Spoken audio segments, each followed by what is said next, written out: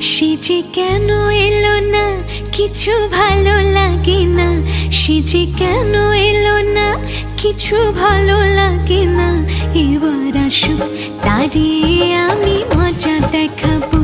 যদি ভুলগুলো হয় অভিমানে ঝরে যায়, যদি ভুলগুলো হয় অভিমানে ঝরে যায়, আমি মালা গেঁথে বলো কারে পরাবো। সে